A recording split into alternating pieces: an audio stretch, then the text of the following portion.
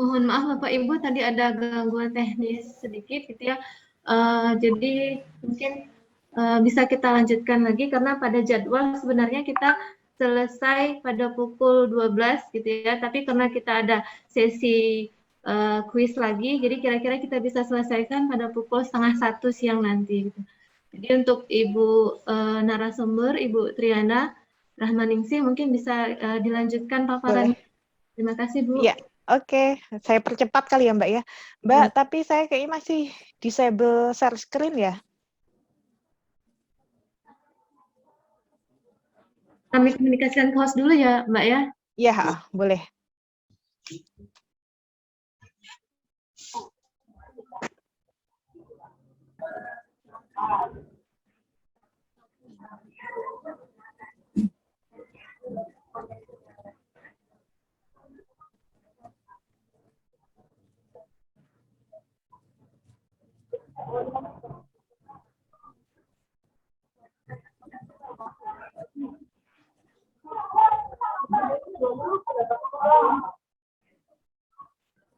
Udah bisa. Silakan Mbak. Ya, baik. Terima kasih Mbak Adel ya. Melanjutkan, mungkin saya akan percepat.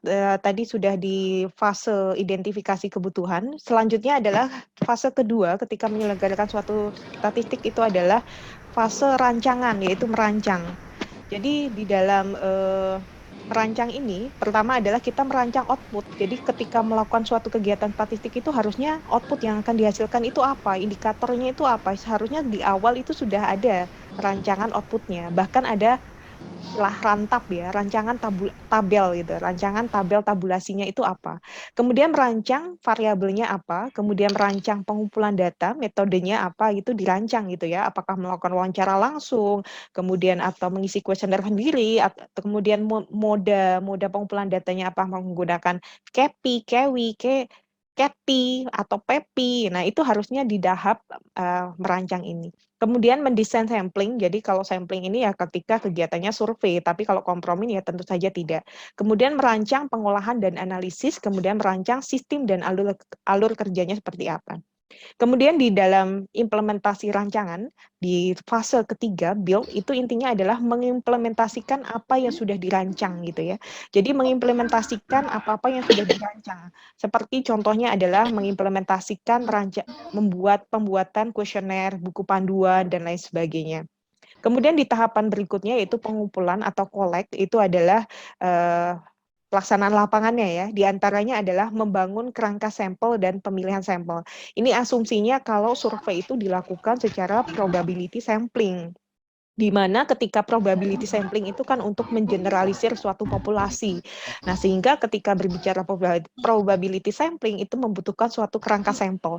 Dan ketika belum ada kerangka sampel yang bisa digunakan gitu ya, tidak ada kerangka sampel, maka perlu dilakukan listing terlebih dahulu. Nah, listing ini dilakukan pada tahapan pengumpulan data. Kemudian mempersiapkan pengumpulan data melalui pelatihan petugas. Jadi dilakukan pelatihan petugas gitu ya. Jadi pelatihan petugas ini salah satu tujuannya adalah untuk mengurangi non-sampling error misalkan. Jadi ada error yang disebabkan karena pemilihan sampel yang disebut sampling error, dan ada yang disebabkan bukan karena pemilihan sampel. Bisa jadi itu yang disebut sebagai non-sampling error. Bisa jadi kesalahan itu disebabkan karena petugas pengumpulnya kurang cakap, atau petugas pemeriksanya juga kurang meneliti, kemudian aplikasi misalkan dilakukan pengumpulannya secara kewi gitu ya, aplikasinya ternyata belum mumpuni dan lain sebagainya. Itu di tahapan pengumpulan data. Kemudian selanjutnya setelah dilakukan pengumpulan data adalah tahapan pengolahan atau proses. Di dalam proses ini adalah adanya integrasi data gitu ya. Adanya integrasi data, jadi mengumpulkan data-data pendukung lainnya.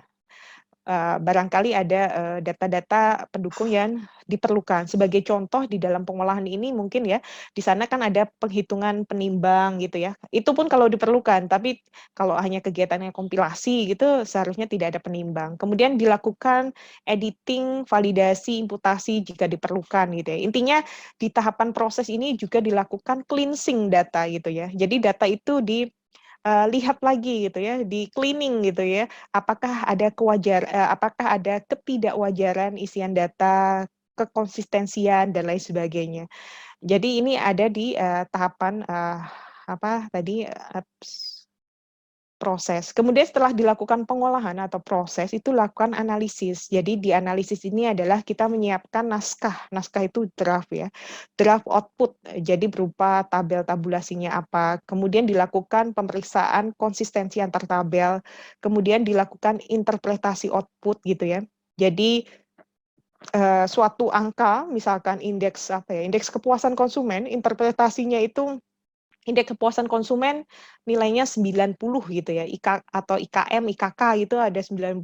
Nah, interpretasi output itu artinya angka 90 itu artinya mutu pelayanan baik atau sangat baik atau bagaimana. Nah, itu adalah interpretasi output. Kemudian yang tadi saya singgung ini sesuatu penting ya, disclosure control gitu ya. Tadi karena di dalam NSPK tadi di tahapan klausul penyebarluasan ada keterbukaan data. Disclosure control itu artinya gini, itu artinya tidak, closure itu tertutup. Jadi tidak tertutup artinya terbuka. Jadi ada suatu manajemen kontrol untuk keterbukaan data. Salah satunya adalah pertama disclosure control itu contohnya itu anonimisasi. Jadi ketika menyebarluaskan data, data individu itu harusnya dihilangkan gitu ya, diganti dengan renumbering. Itu salah satunya anonimisasi. Yang kedua contohnya adalah ketika menyajikan data gitu ya. Ketika estimasinya memang tidak bisa disajikan sampai wilayah kecil, misalkan tidak bisa sajikan sampai kabupaten kota, maka naikkan penyajiannya adalah di level provinsi gitu ya. Sebagai contoh mungkin yang jadi bisa menduga gitu ya. Contohnya mungkin dulu itu adalah sensus ekonomi gitu ya. Sensus ekonomi di suatu kabupaten kota yang namanya perusahaan besar UMB itu tuh bisa ditebak gitu loh. Perusahaan besar di dalam kabupaten itu pasti si itu tuh. Nah, ternyata respondennya hanya 2 sehingga bisa ditebak. Nah, ini hati-hati. Jadi ketika menyebarluaskan data untuk sesuatu responden yang jumlahnya sangat sedikit, itu harusnya ada mekanisme penyajian data estimasi sampai mana, sampai tingkat mana. Itu bagian dari mekanisme disclosure control. Kemudian fase yang ke-7 yaitu diseminasi. Yaitu jangan lupa ini sesuai dengan Perpres 1 data ya, adanya sinkronisasi data dengan metadata. Jadi ketika menyebarluaskan data harus dilengkapi metadata. Kemudian menghasilkan produk diseminasi, banyak sekali ya produk diseminasi itu bisa berupa publikasi atau tabel di website atau infografis dan lain sebagainya. Kemudian merilis produk diseminasi, jadi kalau di BPS itu ada advance release calendar. Jadi suatu janji atau komitmen yang BPS berikan, data ini akan rilis di tanggal berapa. Nah, ini adalah bagian dari manajemen rilis produk diseminasi. Kemudian mempromosikan produk diseminasi, kemudian manajemen user support. Jadi ada feedback dari pengguna data. Kemudian tahap yang terakhir adalah di GSBPM adalah evaluate. Yang pertama adalah mengumpulkan masukan evaluasi dan melakukan evaluasi hasil. Jadi di tahapan terakhir ini dilakukan evaluasi terhadap penyelenggaraan kegiatan statistik gitu ya, khususnya untuk masukan penyelenggaraan kegiatan statistik yang akan datang. Dan pada intinya ini di dalam Perpres 39 2019 tentang Satu Data Indonesia itu secara tegas membagi peran tentang produsen data, siapa produsen data, kemudian siapa wali data, kemudian dewan pengarah gitu ya, kalau dewan pengarah di tingkat pusat ya, dan sebagainya. Semua aktor memiliki tugas dan peran yang sama pentingnya, termasuk juga di dalam pengaturan peran antara Diskominfo dan Bapeda. Dalam penyelenggaraan statistik sektoral oleh Pemda, OPD menjadi produsen data sesuai dengan tugas fungsinya masing-masing, kemudian Bapeda bertindak sebagai koordinator dalam forum Satu Data tingkat daerah, dan Diskominfo itu menjadi wali data tingkat daerah. Begitu pula satu lagi ya, BPS setempat menjadi pembina data statistik tingkat daerah. Demikian Bapak Ibu sekalian terkait dengan 3 hal ya tadi, SSN, NSPK, dan GSBPM. Demikian mungkin Mbak Ada yang bisa saya sampaikan, kurang lebihnya mohon maaf, saya kembalikan ke Mbak Adel ya, selaku moderator. Terima kasih. Oke Mbak, terima kasih atas paparannya. Jadi paparan dari Bu Triana seluruh poin-poin yang mungkin bisa kita simpulkan tadi seperti disampaikan oleh Bu Triana, ada 3 poin tadi ya. Yang pertama mengenai penyediaan statistik, baik itu statistik dasar, statistik sektoral, dan statistik khusus. Kemudian terkait NSPK gitu ya, norma, standar prosedur, dan kriteria. Jadi untuk NSPK ini adalah pedoman bagi kita khususnya di daerah gitu mengenai penyediaan data itu seperti apa, harus kita pahami normanya seperti apa, standarnya, prosedurnya, dan kriterianya. Dan juga termasuk mengenai GSBPM tadi ya, Generic Statistic Business Procedure Model gitu ya Mbak ya. Jadi pada GSBPM ini ada 8 tahapan ya tadi ya Mbak ya yang harus kita lalui gitu sehingga nanti datanya dapat kita peroleh gitu. Jadi 8 tahapan ini adalah proses yang harus kita lalui dan tidak boleh terpotong gitu ya Mbak ya, harus dilalui ke-8-nya gitu. Itu dia mungkin beberapa catatan, 3 catatan tadi yang kita peroleh dari paparan Bu Triana gitu ya. Untuk sesi selanjutnya gitu, kita masih punya waktu sebelum 12:30, ada sesi pertanyaan, diskusi gitu ya. Tadi di fitur chat sudah disampaikan link daftar pertanyaan. Bapak Ibu yang masih ingin mengisikan kami persilahkan. Atau Bapak Ibu yang ingin bertanya langsung tadi bisa raise hand gitu ya. Jadi kalau kami lihat di sini belum ada yang raise hand ya Bapak Ibu ya. Oke. Jadi nanti kalau memang ada yang mau bertanya langsung kami persilahkan. Sementara ini belum ada, mungkin kita lihat dulu untuk yang link daftar pertanyaan. Oh, sudah cukup banyak ya, ada 6 pertanyaan di sini yang sudah masuk. Mungkin bisa kami pilihkan dulu pertanyaan yang kita sampaikan kepada ini ya. Pertama kita bahas yang terkait dengan kegiatan kita ini dulu untuk pembinaan statistik sektoral, khususnya untuk Satu Data Kota Pekalongan. Mungkin bisa kami pilihkan dulu pertanyaan dari yang dari Kominfo ya, Kominfo, Ibu Samnuriah. Ibu Samnuriah bertanya mengenai apakah ada standar untuk format data statistik sektoral. Ya. Jadi mungkin nanti pertanyaan ini bisa kami tujukan kepada Ibu Triana Rahmaningsih dulu ya. Kemudian ada pertanyaan yang nomor terkait Satu Data dari Bapak Almashuri. dari Dinas Bapeda ya, Baplit-Bangda. Pertanyaannya, apa langkah strategis yang harus kita buat agar satu data di Kota Padang Sidimpuan dapat kita terapkan dengan baik? Sebagaimana kita ketahui bahwa setiap kegiatan yang berkaitan dengan permintaan data sangat sulit dan sampai saat ini data masih dianggap tidak prioritas. Gitu. Ya, kemudian satu pertanyaan lagi. Jadi untuk sesi pertama ini kita pilihkan 3 pertanyaan dulu ya Bapak Ibu. Pertanyaan yang kedua mungkin bisa kami tujukan kepada Ibu Hafsyah, Ibu Kepala BPS Kota Padang Sidimpuan, dari Ibu Eva Julianti Hasibuan dari Dinas Sosial. Saya ingin menanyakan tentang data kemiskinan. Soalnya selama ini banyak OPD yang meminta data masyarakat di bawah garis kemiskinan, data masyarakat dengan tingkat kesejahteraannya rendah. Sementara Dinas Sosial hanya menyajikan data terpadu kesejahteraan sosial berdasarkan musyawarah kelurahan dan musyawarah desa yang isinya sebagian penerima bansos. Mohon penjelasan dari BPS gitu ya untuk konsep pengukuran kemiskinan. Mungkin untuk pertanyaan yang kedua ini bisa dijawab sama Bu Hafsah Aprilia nanti. Mungkin kami minta bantuannya kepada narasumber gitu ya.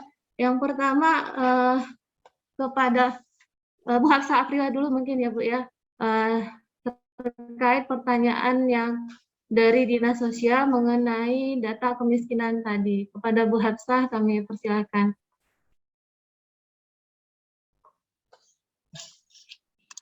Baik, terima kasih. Bentar ya.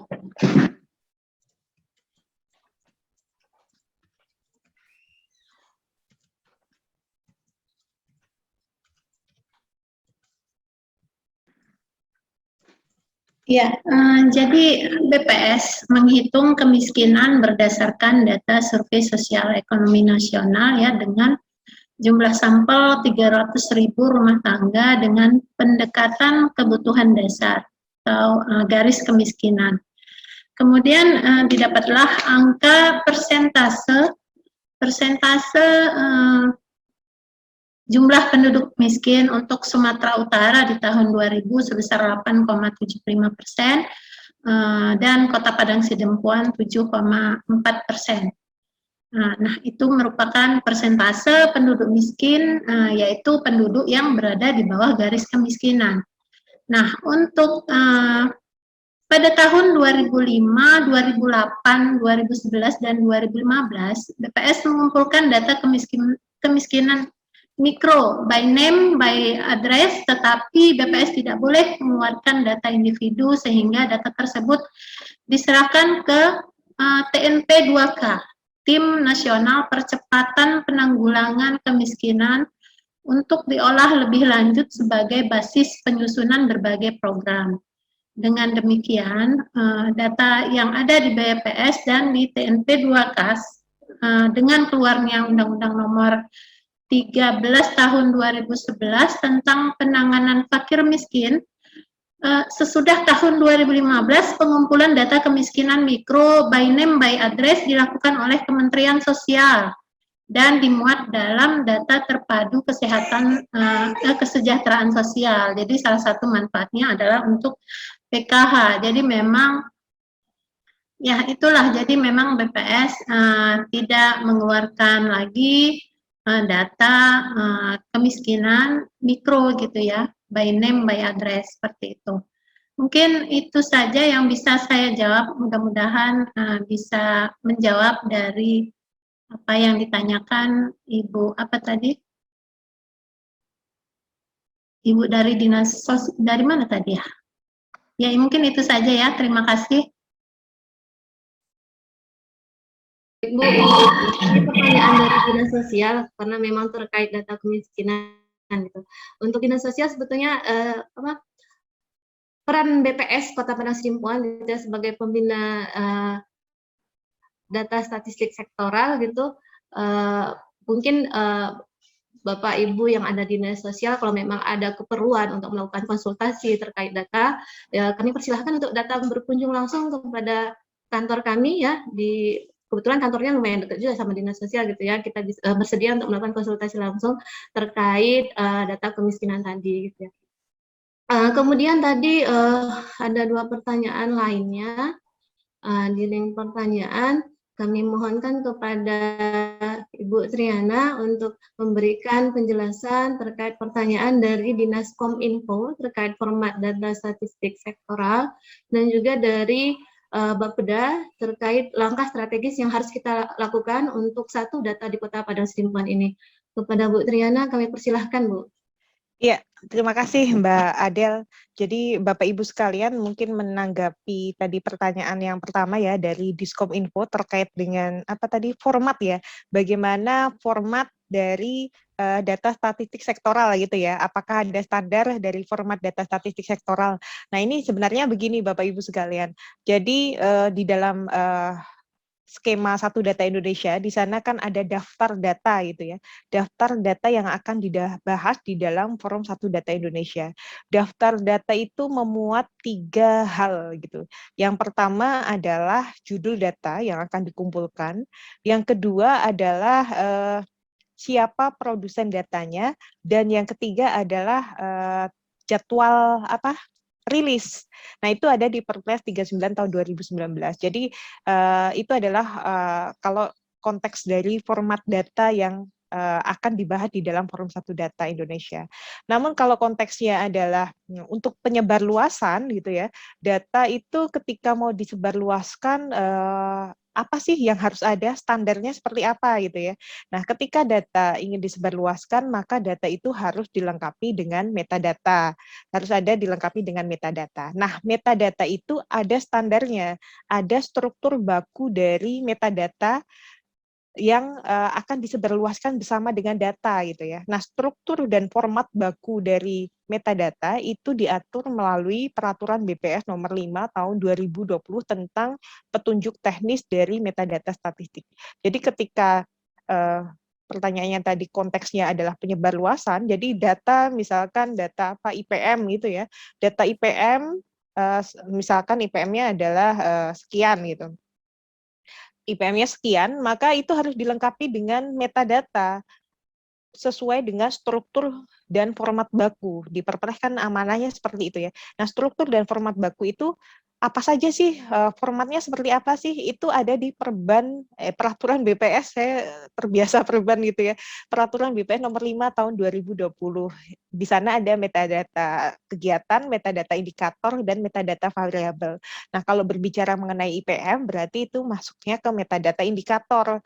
Jadi nanti misalkan angka IPM sekian, maka nanti struktur dari metadata indikator itu saya terus terang kurang hafal, tapi bisa dibaca di Perban 5, seperti konsepnya apa, IPM itu konsepnya apa, jadi harus dijelaskan tuh konsepnya apa, definisinya apa, kemudian klasifikasinya apa, jadi IPM apakah mengklasifikasikan wilayah gitu ya, penyajiannya, kemudian rumus penghitungannya, jadi bagaimana menghitung menghitung IPM itu, kemudian interpretasi dari IPM itu, lalu apalagi ya, itu yang disebut sebagai struktur atau format yang standar gitu ya, standar dari metadata. Jadi meliputi konsep, definisi, klasifikasi, kemudian ada satuan, ukuran, kemudian ada rumus penghitungan, interpretasinya, kemudian level penyajiannya, kemudian variabel pembentuknya, kurang lebih seperti itu. Jadi sekitar ada 15 struktur yang memang harusnya disediakan. Itu terkait dengan ini ya format data ketika akan disebarluaskan. Tentu saja kalau berbicara mengenai penyebarluasan tentu terkait penyediaan tentu harus melihat dari prinsip empat prinsip Satu Data Indonesia. Jadi ketika menghasilkan data, misalkan Bapak Ibu ingin menghasilkan suatu data gitu ya, maka harus merujuk kepada standar data yang sudah ditetapkan oleh pembina data. Nah, untuk melihat saya mau menghasilkan data ini, standar datanya kayak apa sih gitu ya. Saya ingin menghasilkan data apa ya, misalkan konsep apa ya, mungkin inflasi yang sering banyak ditanyakan teman-teman kabupaten dari Pemda itu adalah inflasi gitu ya, karena BPS menghitungnya kan hanya 90 kota inflasi ya, 90 wilayah ya, 90 kota. Banyak yang menanyakan menghitung inflasi gitu ya. Nah, ketika ingin menghasilkan inflasi harus merujuk kepada standar data gitu.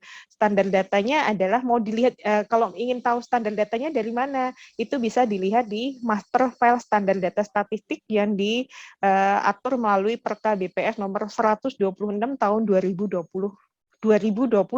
Jadi judulnya Master File Standar Data Statistik. Meskipun agak sulit ya kalau mau, ini saya contohnya contoh acak aja sih, karena banyak yang menanyakan bisa nggak sih Pemda itu menghitung inflasi sendiri. Tapi ini kasusnya mungkin agak rigid ya kalau menghitung inflasi, karena di sana ada diagram timbang yang biasa dihasilkan dari SBH dan lain sebagainya. Kemudian juga interoperabilitas, jadi pemenuhan 4 prinsip satu data, selain metadata, standar data, interoperabilitas harus bisa dibagi-pakaikan, kemudian kode referensinya juga harus menggunakan kode referensi yang sudah ditetapkan melalui forum satu data.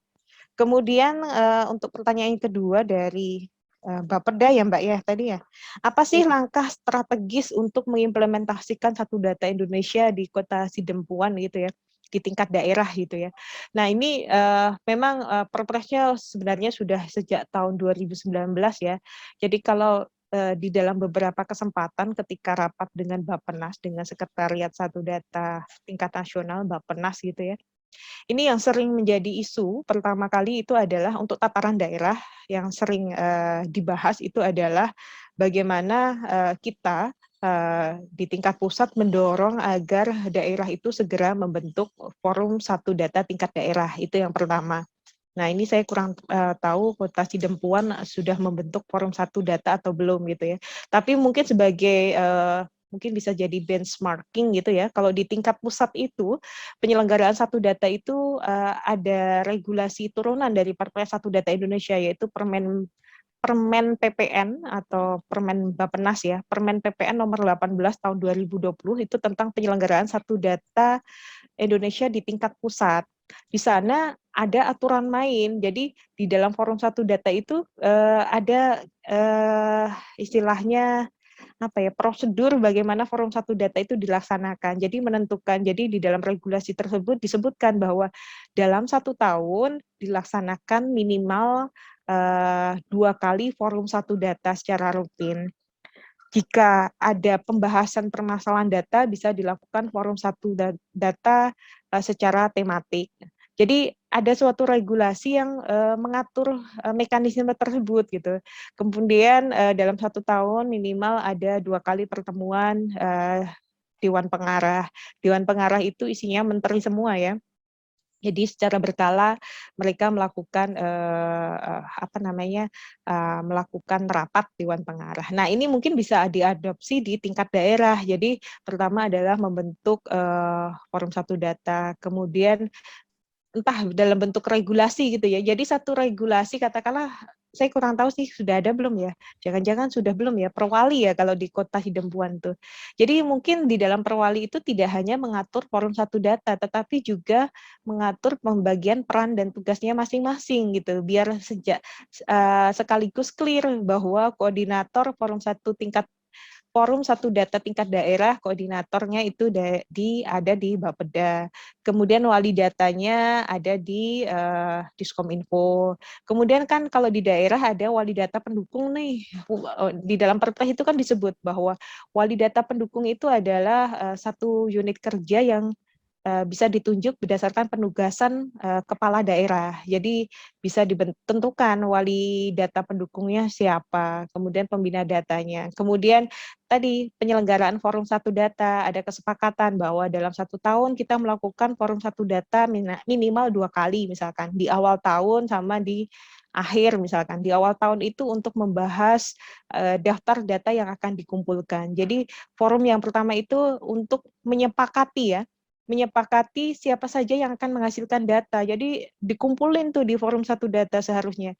Ada kebutuhan, kemudian ada penyedianya.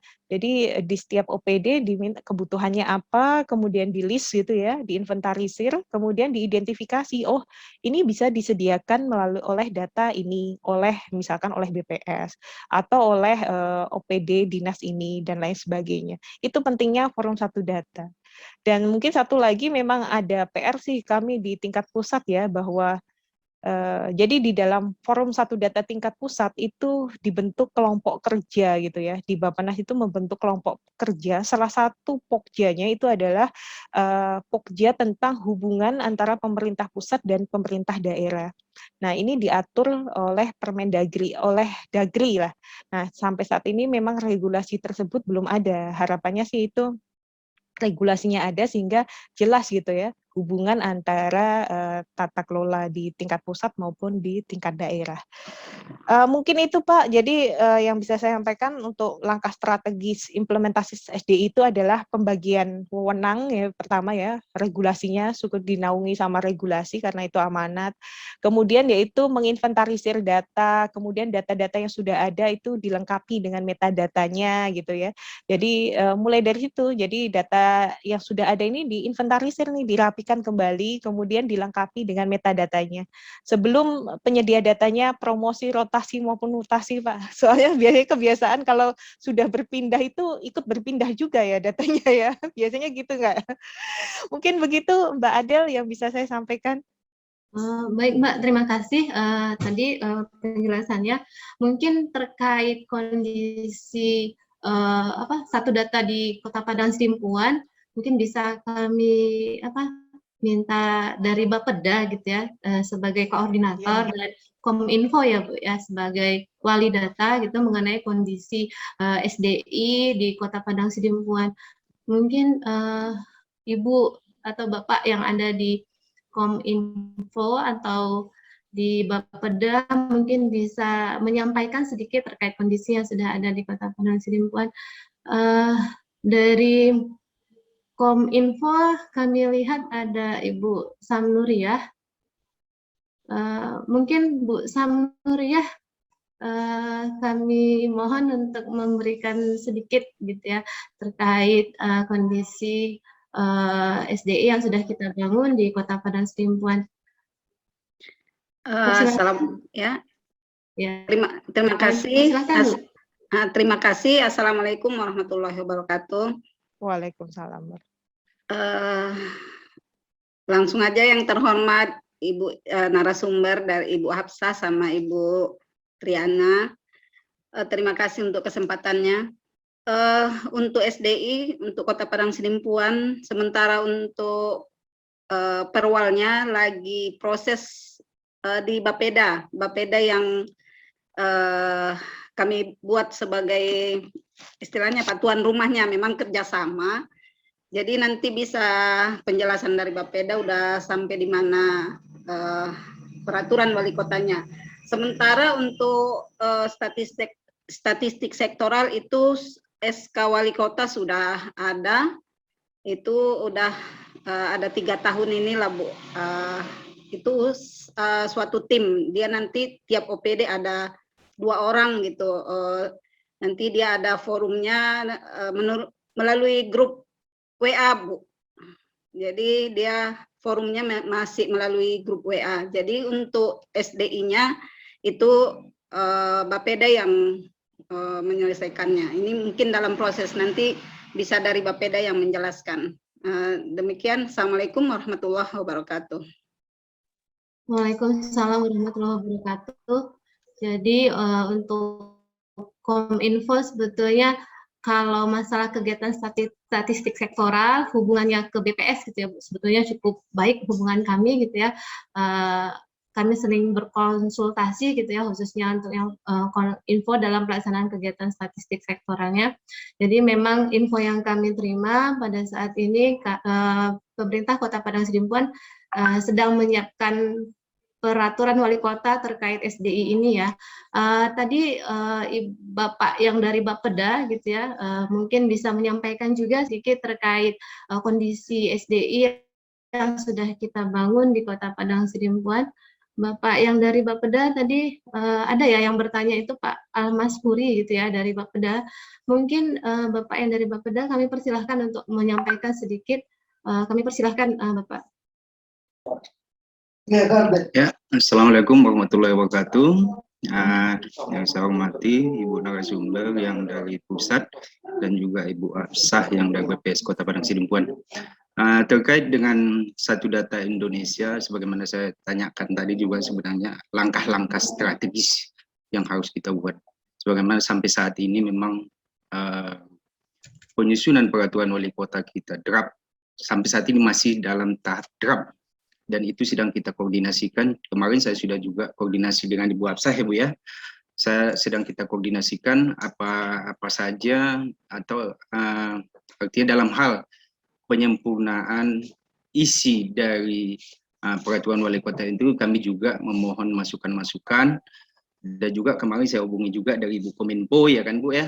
Jadi kita harapannya nanti draft perwal yang dikeluarkan ini nanti sudah mengakomodir hal-hal apa yang berkaitan dengan satu data di Kota Padang Sidempuan ini, Bu. Memang harapan kita ke depan bahwa dengan adanya satu data ini bisa jadi acuan dalam hal perencanaan dalam hal perencanaan untuk pembangunan pemerintahan Kota Padang Sidempuan ke depannya, Bu. Jadi di sini pun kami juga mohonlah masukan-masukan, mungkin Ibu dari narasumber juga nanti kami coba masukkan nanti ke bagaimana supaya satu data di Kota Padang Sidempuan ini benar-benar kita jalankan dan bisa kita jadikan sebagai acuan untuk perencanaan pembangunan di Kota Padang Sidempuan. Saya rasa itu dulu Pak, Bu. Terima kasih. Assalamualaikum warahmatullahi wabarakatuh. Waalaikumsalam warahmatullahi wabarakatuh. Terima kasih Bapak dari Bapeda terkait tanggapan mengenai kondisi SDI di Kota Padang Sidempuan. Harapan kita memang perwal mengenai satu data di Kota Padang Sidempuan segera kita realisasikan gitu ya, sehingga jelas mengenai tupoksi tugas masing-masing stakeholder gitu ya, pembina datanya, wali datanya, dan produsen datanya itu. Khusus untuk BPS Kota Padang Sidempuan gitu ya, mungkin berulang kali ya kami sampaikan ya Bapak Ibu, kami siap sedia untuk melakukan tugas kami sebagai pembina statistik sektoral, konsultasi ke kantor BPS langsung kami siap sedia gitu ya. Dan juga terkait pembinaan statistik sektoral gitu ya, seperti yang tadi di awal arahan disampaikan oleh Ibu Hafsah Afilia, kami akan membangun sebuah sistem mengenai pembinaan statistik sektoral. Memang pada awalnya ini mungkin masih terbatas gitu ya, karena sistemnya masih baru dibangun gitu ya. Mudah-mudahan Bapak Ibu nanti bisa ikut berpartisipasi, bergabung terhadap kegiatan pembinaan statistik sektoral yang dibangun. Harapan kita nanti satu data Kota Padang Sidempuan nanti bisa menghasilkan data statistik yang berkualitas itu ya, yang betul-betul bisa kita gunakan sebagai acuan dalam setiap perencanaan tadi ya, pelaksanaan kegiatan, monitoring dan evaluasi kegiatan-kegiatan khususnya di pemerintahan Kota Padang Sidempuan gitu ya. Itu selanjutnya mungkin kita lanjutkan ya Pak ya. Belum ada yang raise hand ya saya lihat ya Bapak Ibu ya. Karena belum ada yang raise hand, mungkin kita lanjutkan lagi yang ada di link daftar pertanyaan. Ini masih ada usul kalau ya, misalnya yang bertanya langsung aja ada, silahkan aja gitu. Mungkin ya, okay. Ada yang pakai HP mungkin atau apa raise hand gitu, dipersilahkan aja dulu gitu. Boleh Bapak Ibu ada yang mau bertanya langsung, silahkan di unmute Bapak Ibu, silahkan langsung bertanya. Dari Kominfo lagi ada Bu. Oh boleh Bu, silahkan Bu. Terkait Kominfo sebagai wali data, itu tugas Kominfo itu apakah dia cuma mengumpul atau gimana Bu? Minta tolong sampai di mana dia gawenya gitu, pengumpulan datanya sebagai wali datanya gitu. Baru satu lagi tadi terkait dari format dari statistik sektoral. Seperti BPS gitu, dia kan udah ada format baku yang mau ditampilkan ini gitu. Kalau dari statistik sektoralnya ada enggak gitu. Itu tadi maksudnya yang dibakukan dia untuk selama ini kan kami tampilkan dia apa yang ada data di OPD aja, itu yang kami kumpul merupakan kompilasi gitu. Jadi itu tadi penjelasan yang sedikit lagi Bu terkait dengan statistik sektoralnya dan wali datanya. Itu gawe kami sampai di mana pengumpulan data itu sebagai wali data. Terima kasih. Assalamualaikum warahmatullahi wabarakatuh. Waalaikumsalam warahmatullahi wabarakatuh. Mungkin Ibu Triana lagi ya, mungkin bisa menjawab lagi pertanyaan dari Ibu Samnuriah yang dari Kominfo. Silakan Mbak. Ya, terima kasih Mbak Adel. Bu Samnuriah ya Bu ya. Salam kenal Bu dari Diskominfo. Jadi tugas wali data, apa sih tugas wali data di tingkat daerah gitu ya. Nah ini memang menjadi pertanyaan ya, saya langsung to the point aja. Karena di Perpres 1 Data Indonesia itu, memang di sana ada perbedaan ya, tugas wali data tingkat pusat dengan wali data tingkat daerah gitu kan. Bahwa kalau wali data tingkat pusat, di sana salah satu tugasnya ada mengumpulkan, terus apa ya, saya lupa, mengumpulkan, mengelola gitu ya. Sementara kalau tugas wali data tingkat daerah itu hanya memeriksa dan apa gitu ya, saya kurang hafal, harus buka dulu. Intinya itu beberapa ada sering yang menanyakan, berarti apakah kami tidak boleh mengumpulkan nih Bu gitu, apakah hanya memeriksa saja. Nah ini sebenarnya kita kembalikan kepada ya mungkin kalau di Perpres 1 Data cakupannya seperti itu ya, tetapi dikembalikan ke tugas yang ada di PP 18/2016 tentang perangkat daerah OPD urusan statistik ya. OPD urusan statistik itu kan ya tidak hanya memeriksa saja, tetapi bisa juga melakukan pengumpulan data gitu ya. Di Undang-Undang 23 juga ada pembagian wewenangnya. Kemudian di Surat Edaran Dagri yang tahun 2019, Bapak Ibu masih ingat nggak ya? Di 2019 saya ingatnya, tapi bulannya, nomornya berapa? Di sana kan ada Mendagri menyampaikan untuk memampukan gitu, memampukan OPD urusan statistik untuk menyelenggarakan kegiatan statistiknya. Jadi dari situ, dari beberapa regulasi selain Perpres 1 Data Indonesia, itu secara tidak langsung juga membolehkan ketika wali data itu juga melakukan pengumpulan data gitu ya. Jadi bisa jadi juga menjadi produsen data.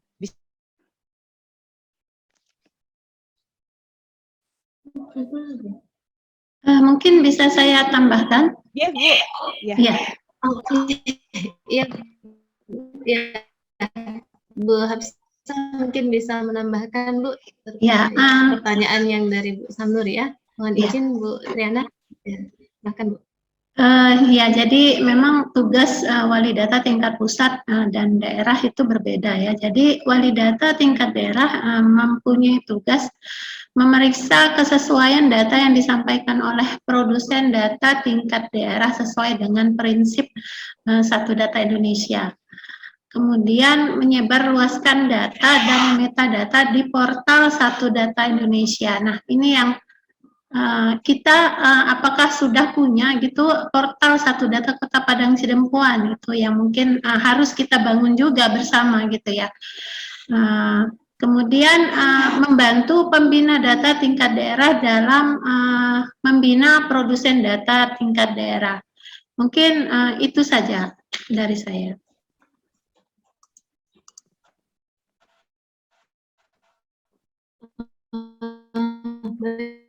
Ibu, mungkin itu tadi hal-hal Kota Padang Sidempuan. Bu Triana, ada lagi yang mau disampaikan terkait pertanyaan tadi, Bu? Iya, agak putus-putus ya. Punya saya apa Mbak Adel ya? Iya, koneksinya. Agak nge-lag ya kayaknya ya. Saya kayaknya ya ini ya jaringannya ya. Iya, seperti tadi ya Bu yang saya tadi sudah ditambahkan oleh Bu Hafsah ya terkait tugas wali data tingkat daerah. Jadi mungkin nanti bisa saya share terkait dengan surat edaran Mendagri itu ya yang intinya memampukan wali data tingkat daerah untuk penyelenggaraan kegiatan statistiknya tahun 2019 saya, atau barangkali kalau dari Bu Diskominfo, Bu siapa tadi ya, Bu Diskominfo sudah ada. Kalau sudah ada sih nggak perlu saya share, tapi nanti kalau memerlukan surat edaran tersebut bisa nanti saya share. Begitu mungkin Mbak Adel. Ya, minta tolong Bu, di-share Bu. Ya, siap Bu Samnur ya. Mungkin nanti kami bisa koordinasikan dengan Bu Triana itu ya masalah file itu Permendagri ya. Akan kami share kepada Bapak Ibu khususnya yang bergabung dalam kegiatan pembinaan statistik sektoral hari ini. Bapak Ibu yang lain dipersilahkan jika ada lagi yang masih mau bertanya langsung. Oke. Lanjutkan di link pertanyaan. Ini masih ada 3 pertanyaan lagi. Mungkin yang pertama kita bahas yang terkait dengan kegiatan ini ya. Untuk data statistik kembali lagi ya dari Bu Samnuria. Untuk data statistik sektoral, apakah bisa kita tampilkan data dari statistik khusus, contohnya dari PLN atau perguruan tinggi? Kemudian ada juga pertanyaan terkait rekomendasi statistik. Ini pertanyaan dari BPS ya, Bu Triana. Apakah pada romantik itu yang mengupload itu apakah BPS daerah atau wali data atau OPD gitu, sehingga dapat diberikan contoh atau Ibu bisa memberikan contoh rekomendasi yang diberikan oleh BPS. Langsung aja ya 3 pertanyaan kami bacakan.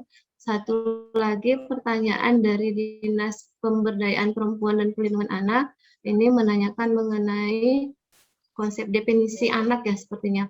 Ada perbedaan data usia anak antara BPS dengan Dinas Pemberdayaan Perempuan dan Perlindungan Anak, di mana dari Undang-Undang Nomor 35 Tahun 2014 anak-anak dilindungi oleh negara mulai dari usia 0 ya sampai 18 tahun, sedangkan BPS menurut Bapak ini usia anaknya ini sampai dengan usia 19 tahun.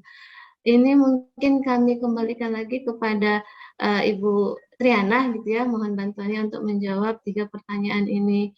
Kami persilakan kepada Ibu Triana. Ya, terima kasih yang Mbak Adel. Jadi pertanyaan pertama tadi terkait dengan data dari PLN ya. Untuk data statistik sektoral, apakah bisa kita tampilkan data statistik khusus, contohnya dari PLN atau PT? Nah, ini mungkin maksudnya data ini ya, disediakan di DDA gitu kali ya, Bu Samnuriah, arahnya seperti itu ya? Jadi sebenarnya kalau mau menampilkan di website itu sah-sah saja maksudnya untuk menampilkan data statistik khusus. Di website BPS juga banyak data statistik khusus gitu ya. Mungkin kalau saya nangkep arah pertanyaannya Bu Samnuriah ini apakah di dalam DDA itu bisa disajikan data statistik khusus? Kayaknya dugaan saya seperti itu ya Bu Samnuriah. Jadi memang gini ya, mungkin Bu Hafsah atau teman-teman dari BPS Kota Sidempuan bisa menambahkan ya. Jadi kalau di DDA itu kan memang ada tabel core ya, tabel core dan tabel yang kelokalan dari daerah itu masing-masing gitu ya.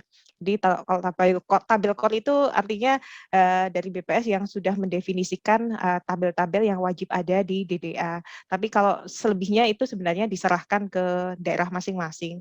Cuman satu yang menjadi catatan adalah ketika ingin menampilkan di suatu publikasi itu adalah keterjagaan keberlangsungan data tersebut gitu. Itu harus dipertimbangkan.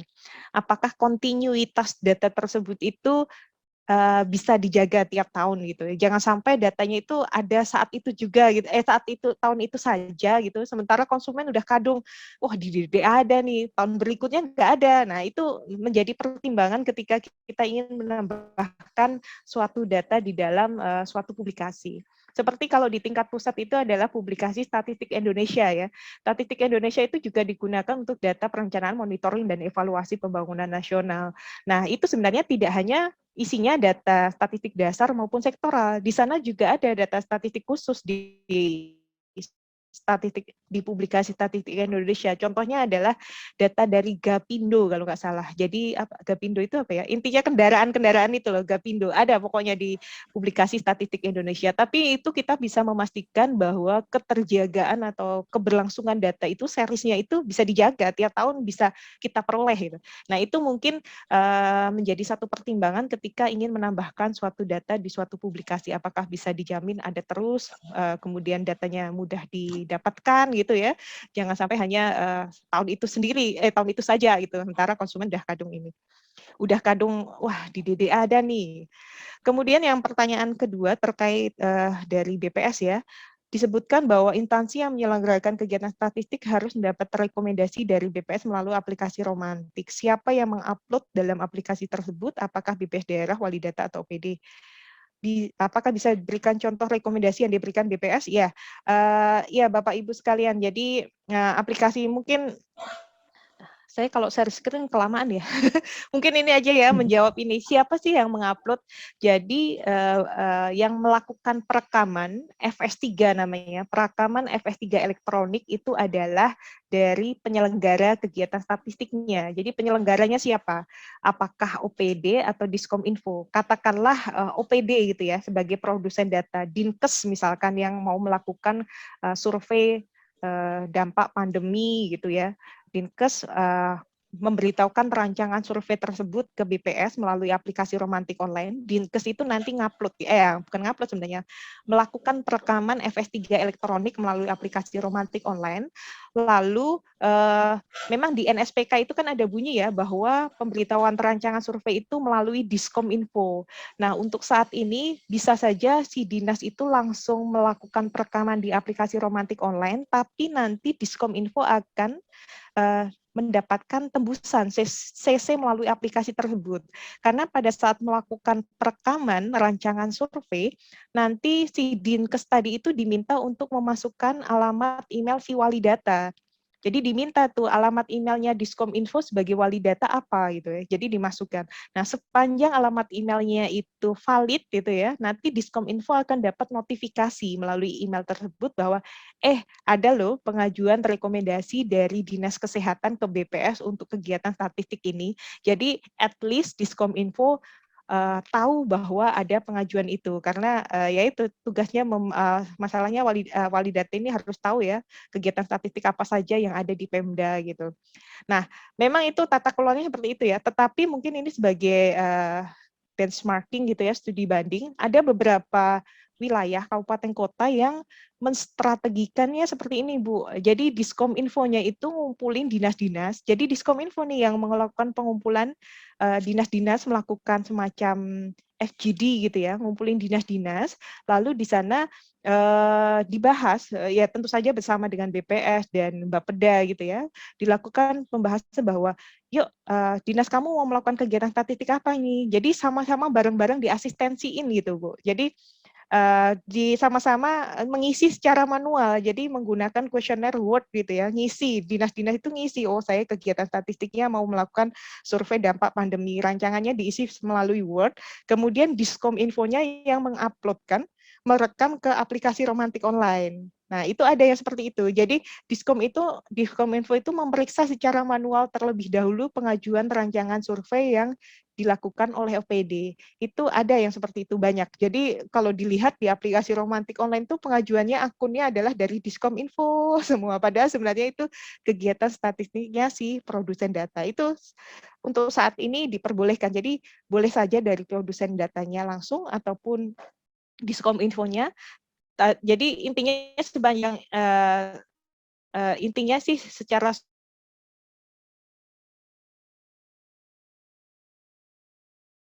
adalah BPS.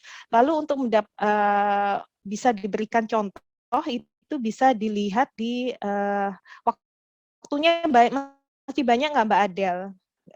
Kalau masih banyak internet saya ini ya stabil ya. Kalau masih banyak bisa jadi di aplikasi romantikonline.bps.go.id gitu ya. Di sana ada ini saya share screen sebentar. Nah, ini Bapak Ibu sekalian, ini kan aplikasi Romantik Online ya. Kalau untuk secara publik ingin mengetahui kegiatan statistik apa saja yang sudah mendapatkan rekomendasi di BPS, ini masuk ke menu pencarian. Nah, di sini tuh ada 337 rancangan survei yang sudah mendapatkan rekomendasi layak dari BPS dan 120 rancangan kompilasi produk administrasi yang sudah mendapatkan rekomendasi layak dari BPS. Jadi kalau mau melihat detailnya ini bisa dilihat dari sini. Informasi umumnya, tujuan, metodologi. Ini adalah tampilan untuk secara front end gitu ya. Tapi kalau untuk secara back end dari sisi BPS, tadi yang bertanyakan BPS, itu nanti kita melihat dari aplikasi back end-nya itu lebih bisa melihat lebih detail lagi, bahkan sampai bisa melihat surat rekomendasi yang dikeluarkan oleh BPS. Itu pertanyaan dari siapa ya tadi ya. Satu lagi adalah terkait perbedaan konsep ya. Kenapa ada perbedaan data usia anak antara BPS dan Dinas Pemberdayaan Perempuan dan Perlindungan Anak, sedangkan dalam undang-undang intinya ada perbedaan konsep. Nah, inilah ya, terima kasih dari Pak Dinas Pemberdayaan Perempuan dan Perlindungan Anak. Nah, inilah salah satu yang melatar belakangi adanya inisiatif perbaikan tata kelola Satu Data Indonesia. Fenomenanya banyak sekali standar data indikator yang tidak sama gitu ya standar datanya. Nah, ini yang memang beberapa kali di tingkat pusat itu kita sudah melakukan pembahasan gitu ya. Sebenarnya konsep tidak hanya konsep terkait dengan apa tadi yang ditanyakan usia anak, tetapi juga kemarin tuh konsep terkait dengan tenaga kerja, kemudian kode referensi yang digunakan, kode wilayah gitu ya, memakai kode wilayah atau kode Wilkerstat. Nah, itu kan sebenarnya bagian dari fenomena yang ada ya, beda-beda gitu ya. Nah, ketika sesuatu yang beda-beda ini mensolusikannya adalah ketika menyebarluaskan data harus dilengkapi dengan metadata. Jadi konsep definisi yang digunakan apa? Untuk data-data yang memang sudah terlanjur ada gitu ya. Tapi untuk ke depan seharusnya memang itu menjadi satu data, namanya juga satu data. Artinya harus ada standar data menuju satu.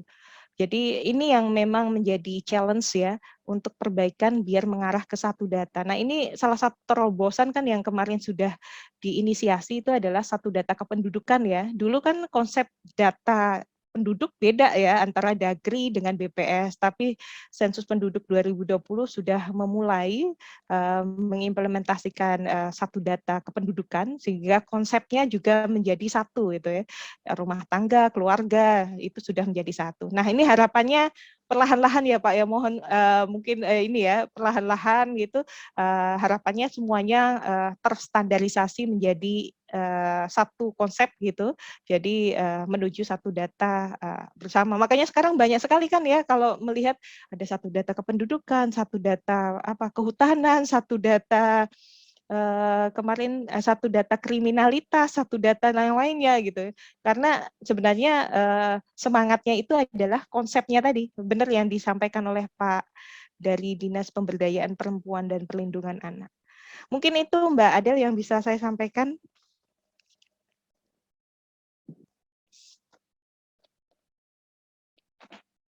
Iya, terima kasih Bu Triana atas tanggapannya untuk 3 pertanyaan tadi. Mungkin Bapak Ibu yang dari BPS Kota Padang Sidempuan ya, tadi entah siapa ada yang mau menambahkan terkait permintaan rekomendasi yang selama ini kawan-kawan dari OPD sering melakukan konsultasi kegiatan statistiknya di BPS gitu. Bu Hafsah mungkin bisa memberikan tanggapan terkait permintaan rekomendasi statistik yang dilakukan oleh Bapak Ibu APD ke BPS Kota Padang Sidempuan. Kepada Bu Hafsah mungkin kami berikan waktu, kami persilahkan Bu. Pak Haikal saya rasa bisa ini ya. Pak Haikal.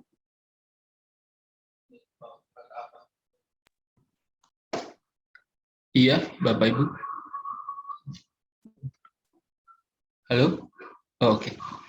Oh, jadi tadi udah jelaskan sama Bu Triana juga, kita masih kemarin ya, ada permintaan rekomendasi dari Kominfo ya, Bu Sam ya, bulan Agustus kemarin kita juga bertanya-tanya, memang kita pernah dilatih dulu, bukan dilatih sih, ada webinar atau apa dari Direktur SIS kalau salah ya, kemarin itu, cuman waktu itu kita lagi pelatihan Desa Cantik juga.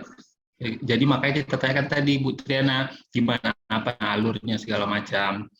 dan surat dari Kominfo untuk minta rekomendasi itu kita belum balas. Makanya kita tanya dulu siapa yang ke Romantik, apakah BPS-nya, apa Kominfo-nya. Berarti sudah jelas Kominfo dulu ya ke Romantik untuk mendaftarkan survei OPD gitu. Iya, Pak Haikal. Jadi nanti Kominfonya mohon bisa menginputkan perancangan survei FS3 elektronik itu melalui aplikasi Romantik online gitu ya.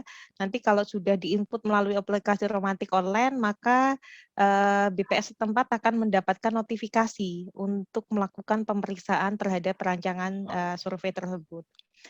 Seperti itu. Jadi sebenarnya cakupan surveinya kan pasti di Padang Sidempuan ya, Bu.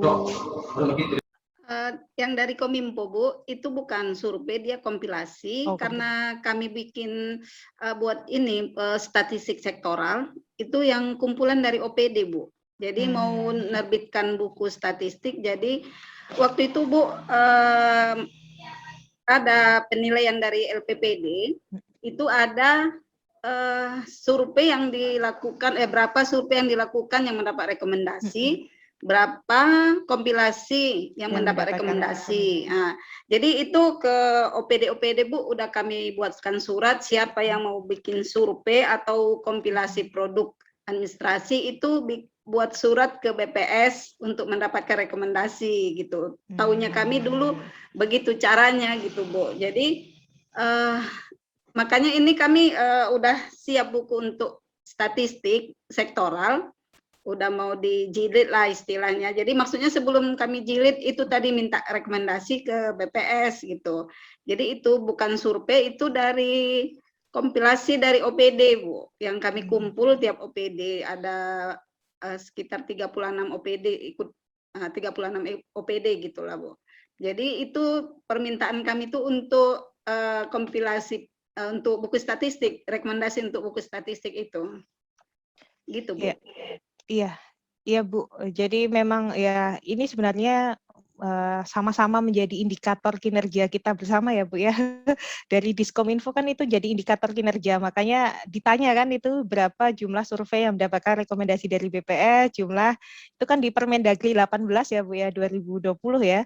Hasil Kortek Renbang bahwa salah satu indikator output untuk Diskominfo itu adalah tadi rekomendasi tadi dan metadata gitu. Dan ini sebenarnya juga sama, BPS juga menjadi indikator kinerja, cuman BPS ini sebenarnya juga tergantung permintaan rekomendasi dari teman-teman dari dinas maupun OPD gitu ya. Kami tidak akan bisa memeriksa kalau tidak ada pengajuan, sepertinya itu, Bu.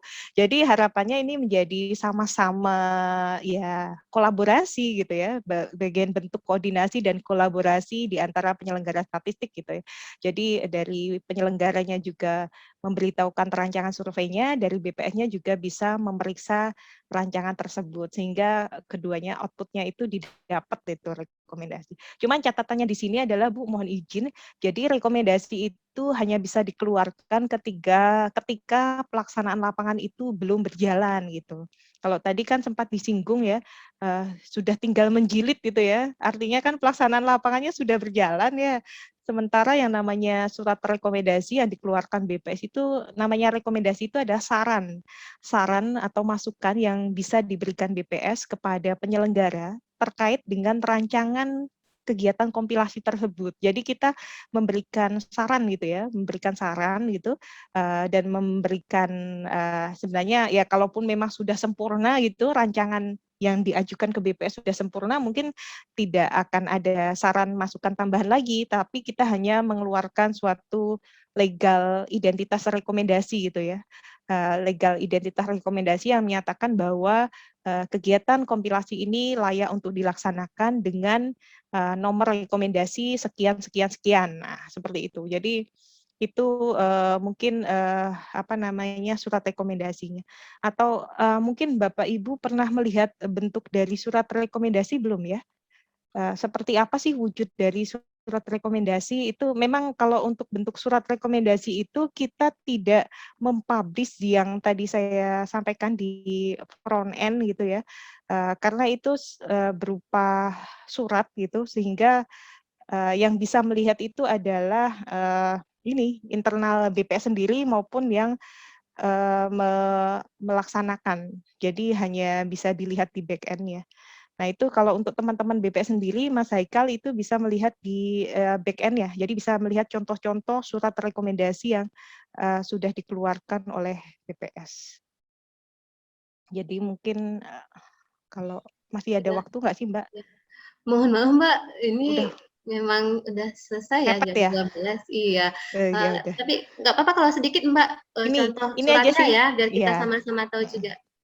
Seperti ini contoh surat rekomendasi. Ini ada surat rekomendasi yang dikeluarkan oleh pusat gitu ya, bahwa kepada penyelenggaranya siapa, sehubungan dengan pemberitahuan terancangan, instansinya adalah Kementerian Pertanian, judul kegiatannya apa, dinyatakan layak dengan nomor rekomendasi. Nah, sebenarnya nomor rekomendasi inilah yang istilahnya seperti sertifikat nomor BPOM gitu ya, sertifikat halal MUI gitu ya. Nah, ini yang biasanya digunakan untuk evaluasi itu, bahwa memang kegiatan tersebut sudah mendapatkan rekomendasi layak dari BPS. Kemudian kalau ada catatan atau masukan itu terlampir gitu ya. Di dalam lampiran ini ada beberapa catatan yang atau masukan yang kita berikan kepada penyelenggara bahwa dan lain sebagainya. Sebaiknya seperti kalau blok 1 dan 3 ini terkait metadata GSBPM, yang kedua ini bahwa di rancangan tersebut katanya cakupan wilayahnya hanya Jawa Barat dan Jawa Timur, tapi ingin mengestimasi tingkat nasional, maka seharusnya tidak bisa istinya. Jadi intinya seperti itu surat rekomendasi itu berdasarkan pemeriksaan rancangan survei. Itu mungkin Mbak Adel mungkin nanti lebih detailnya ini ya. Perlu Baik Mbak, ada terima ini. kasih untuk tanggapannya ya terkait rekomendasi statistik, karena memang ini juga hal yang sering kami hadapi di sini, Bapak Ibu yang dari OPD ketika datang melakukan konsultasi ke BPS itu sudah pada tahapan pengumpulan gitu ya, harusnya pada tahap awal kegiatan perencanaan itu baru melakukan kegiatan konsultasi, permintaan rekomendasi ke BPS gitu, sehingga kami bisa melakukan pemeriksaan, pengecekan gitu ya, hal-hal yang perlu kita perbaiki untuk kegiatan statistik sektoral yang dilakukan oleh OPD gitu ya. Jadi mungkin itu catatan bagi kita semua ya untuk OPD dan juga untuk BPS Kota Padang Sidempuan, agar kami juga semakin giat untuk menyampaikan, mensosialisasikan mengenai pembinaan statistik sektoral, masalah pemberian rekomendasi statistik kepada OPD gitu ya. Mungkin sudah banyak hal ya mungkin yang kita sudah diskusikan mulai dari pagi hingga siang hari ini gitu. Kebetulan untuk yang di link pertanyaan juga sudah dijawab semua. Kemudian karena keterbatasan waktu, mungkin kita bisa sudahi diskusi kita pada pagi sampai dengan siang hari ini. Mohon maaf atas segala kesalahan, khususnya kepada saya sebagai moderator, mohon dimaafkan. Kemudian untuk Bapak partisipan yang ikut bergabung pada webinar hari ini juga kami ucapkan terima kasih. Kepada Ibu narasumber kami ucapkan juga terima kasih. Semoga yang disampaikan oleh Ibu narasumber berdua menjadi ladang amal juga ya, bermanfaat, ilmu yang bermanfaat disampaikan kepada orang banyak gitu. Tidak ada gading yang tak retak, mohon maaf atas segala kekurangan, terima kasih atas perhatian dan partisipasi Bapak Ibu semuanya. Saya sudahi dengan salam, Assalamualaikum warahmatullahi wabarakatuh. Saya kembalikan kembali kepada Ibu MC, Bu Multazimah Siregar. Terima kasih. Terima kasih Ibu Adelina. Ya, bagaimana Bapak Ibu? Materinya memang cukup panjang ya, mudah-mudahan dapat bermanfaat bagi kita semua dalam penyediaan statistik sektoral khususnya di Kota Padang Sidimpuan. Sebagaimana sudah saya sebutkan di awal, bahwa di akhir paparan ini, di akhir acara kita ada kuis terkait paparan yang sudah dijelaskan oleh pemateri. Di sini saya mengirimkan link kuis ya Bapak Ibu, mohon izin share screen. Di chat saya sudah memberikan link ya Bapak Ibu, boleh diklik. Di sini udah ada Bapak Muhammad Ali Khair ya. Pertanyaannya terkait dengan materi aja Bapak Ibu.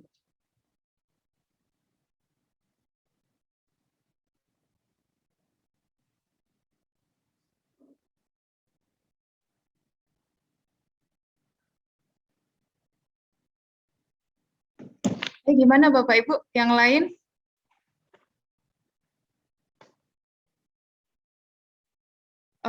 Dari sini terlihat ada berapa peserta ya sekarang?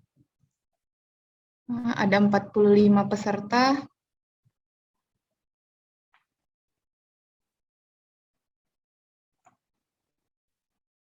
Oh, ternyata ada Pak Subroto ya Pak di sini ya.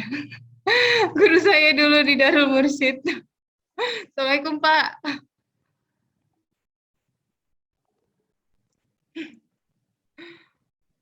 Baik kan Pak? Ustadz ya Ustadz. Ya gimana yang lain ya?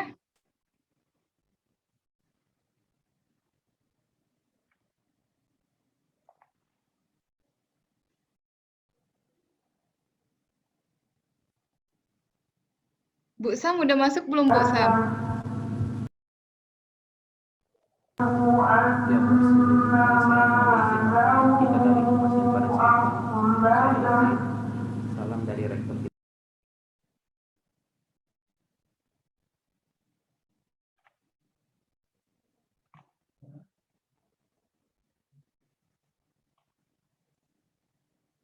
Gimana Bapak Ibu? Atau hanya ini yang mau ikut atau yang lainnya? Pertanyaannya belum muncul ya Bapak Ibu sebelum saya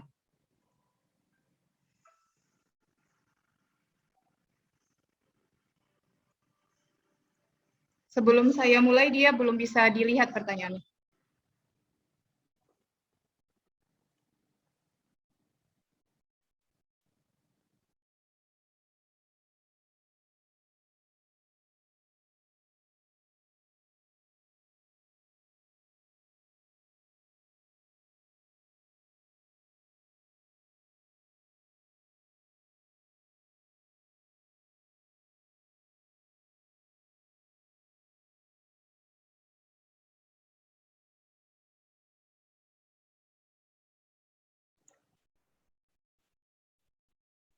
Gimana Bapak Ibu, ada masalah ya?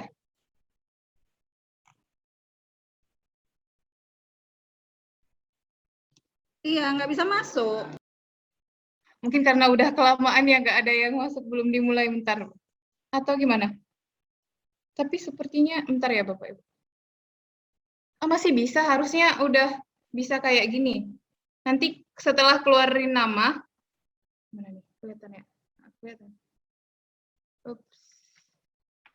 Nanti diklik mulai.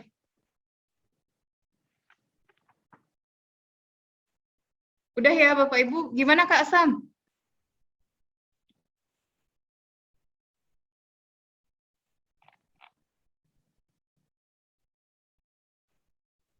Ada 9 peserta yang sudah masuk. Gimana, udah bisa kita mulai?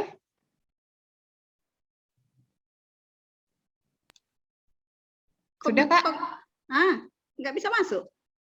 Nah, tinggal diklik aja Kak linknya itu Kak. Gimana Kak?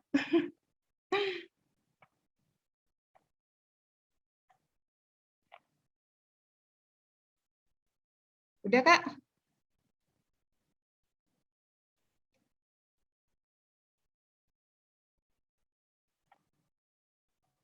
Kita mulai dalam hitungan 5 ya Kak ya. Jadi siapa yang aktif aja, gimana nih? Atau kita tunggu semuanya?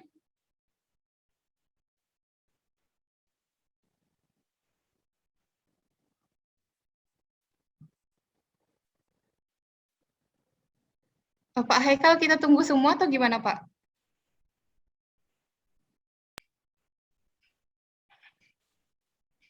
Kalau tidak ada yang mau ikut lagi, dimulai aja Bu. Okay. Semakin sedikit yang ikut, semakin besar kan dapat hadiahnya kan? Kenapa ini nggak bisa masuk? Tinggal diklik aja, Kak. Diklik mulai. Ya udah kita tunggu 2 menit lagi ya. Kalau gitu. Kalau nggak 1 menit lagi, biar Bu Sam nggak masuk. Lumayan kita dapat hadiahnya.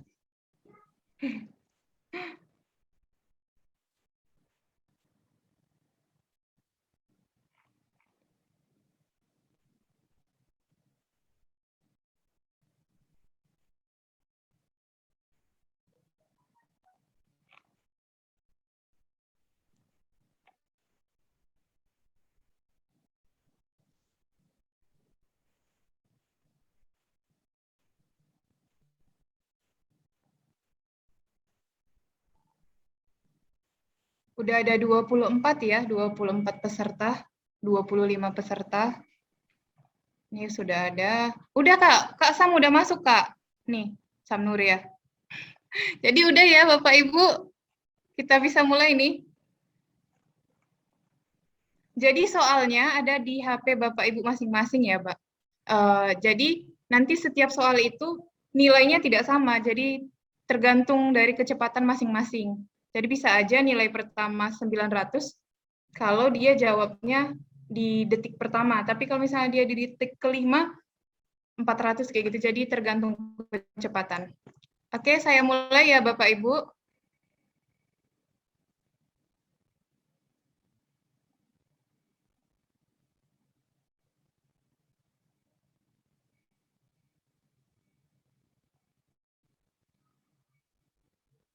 Karena terbigi suara nanti.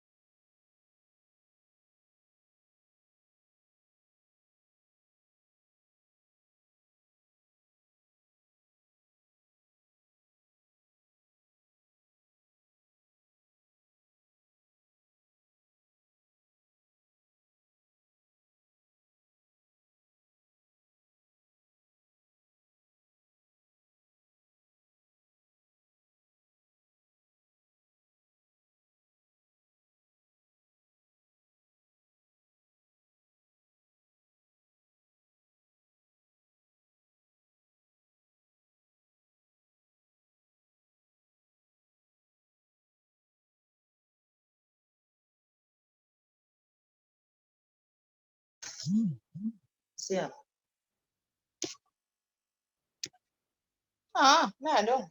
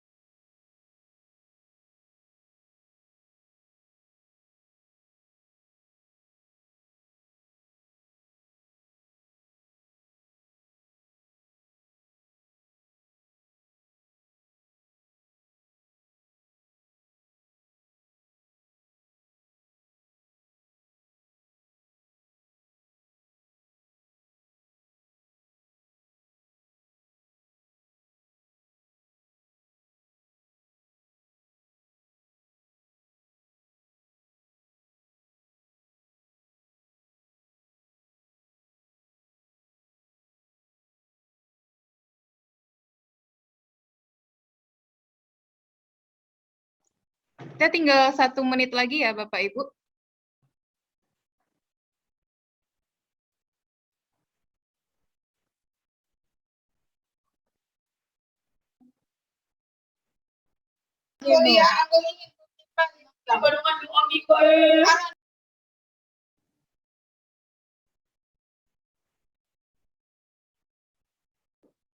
Kuisnya berakhir di 12.20 ya Bapak Ibu.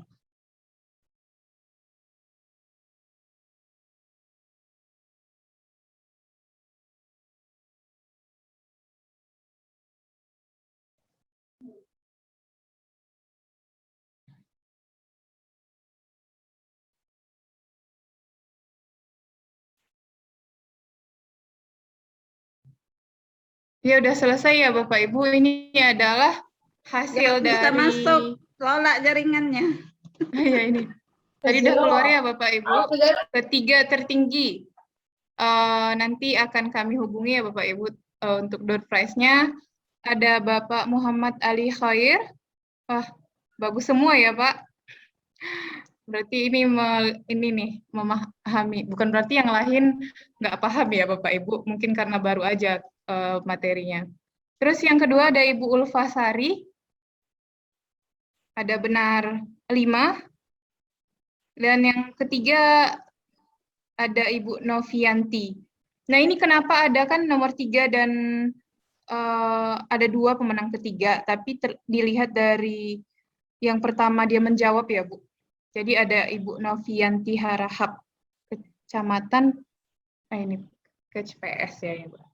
Nanti akan dihubungi dari pihak BPS Kota Padang Sidimpuan ya Bapak Ibu. Selanjutnya untuk penanya terbaik, nanti akan kami serahkan kepada Ibu Adelina untuk menyebutkan siapa penanya terbaik. Kepada Ibu kami silahkan. Terima kasih. Mungkin langsung aja ya Bapak Ibu. Untuk penanya terbaik sudah kami pilihkan. Ada 3 orang ya. Yang pertama itu Ibu Samnuriah dari Kominfo. Kemudian Pak Almas Puri dari Baplitbangda. Ya, kemudian yang ketiga Ibu Eva Julianti Hasibuan dari Dinas Sosial. Baik Bapak Ibu, untuk 3 penanya dan 3 kuis nanti mungkin kami hubungi masalah pengirimannya gitu ya ke kantor masing-masing aja, mungkin kami kirimkan nanti. Untuk yang Bu Ulfa, Bu Novi bisa kami koordinasikan nanti masalah alamat pengirimannya. Mungkin itu saja Bu Mulji. Ya, terima kasih Bu Adel. Akhirnya kita sudah sampai di penghujung acara. Terima kasih kepada para narasumber yang telah memberikan ilmu yang sangat bermanfaat, khususnya terkait penyediaan data statistik sektoral. Kiranya dari bahan paparan ini dapat mendukung terbentuknya penyediaan data statistik sektoral yang berkualitas sehingga tercapai satu data khususnya di Kota Padang Sidimpuan. Saya selaku Master of Ceremony, saya sudahi, wabillahi taufiq wal hidayah. Wassalamualaikum warahmatullahi wabarakatuh. Waalaikumsalam. Waalaikumsalam warahmatullahi wabarakatuh. Terima kasih Bapak Ibu. Hadiah berupa gambar. Iya. Dikirim gambar aja. Terima kasih Bu Triana. Terima kasih Terima Bu kasih, Bu Triana. Triana. Terima kasih Bapak Ibu semua. Terima kasih Bu Absam. Ya, sama-sama. Bu Sam, Ya. nanti dikirim gambar aja, gambar flash disk saja. Kalau Gambar- fisiknya tinggal di sini aja. Iya, boleh lah. Iya, cuman Fotonya aja ya. Kak Nopi dapat hadiah. Kak Nopi juara 3. Selamat ya Kak. Iya, makasih Dek.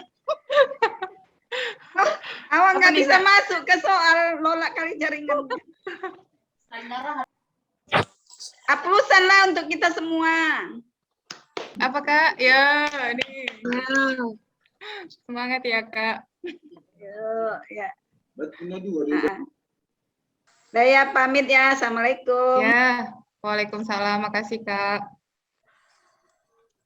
Lip. Ya, Bapak Ibu udah boleh live. Persilahkan, Lip. Triana. Ya.